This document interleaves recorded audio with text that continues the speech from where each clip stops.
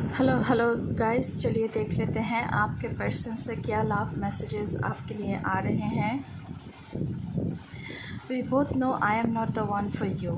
तो वो आपसे कहना चाहते हैं कि आप दोनों ही जानते हैं कि वो आपके लिए नहीं हैं। शायद आप दोनों में अंडरस्टैंडिंग नहीं है, कंपेटिबिलिटी नहीं है। I don't react when people mention you. जब लोग उनके सामने आपके बारे में बात करते हैं तो वो कोई रिएक्शन नहीं देते हैं, कोई कोई एक्सप्रेशन नहीं देते हैं। I can't stop thinking about you. लेकिन वो आपके बारे में सोचते रहते हैं, आपके सोच से वो बाहर नहीं निकल पाते हैं। उसके साथ साथ यहाँ पे I remember every detail of that day.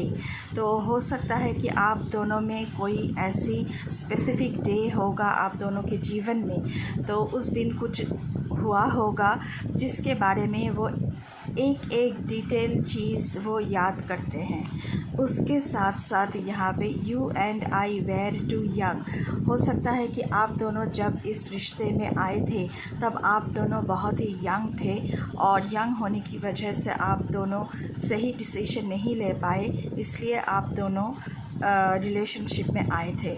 I couldn't let you get close to me. वो आपसे कहना चाहते हैं कि वो आपको खुद के करीब नहीं आने दे सकते। उसके साथ साथ I am grateful for the spiritual lesson. तो उनको शायद कोई स्पिरिचुअल लेसन मिला होगा इस रिलेशनशिप के चलते हुए, तो वो उसके लिए बहुत ही ग्रेटफुल हैं। उसके साथ साथ so many things remind me of you.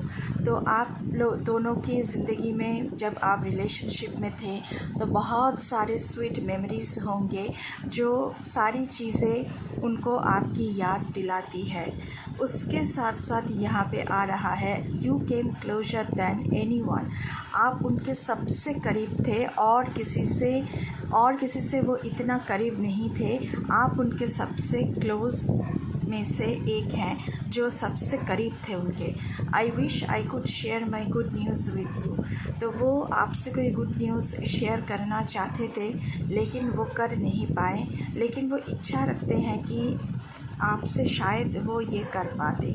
उसके साथ साथ यहाँ पे दिख रहा है you speak to me through music. तो शायद आप दोनों में कोई हो सकता है कि आप दोनों का कॉमन म्यूज़िक हो सकता है, सॉन्ग हो सकता है जिनको वो बार बार सुनते हैं और आपकी याद उन्हें आते रहते हैं। तो ये थी कुछ लव मैसेजेस आपके पर्सन से आपके लिए देखने के लिए। Thank you so much.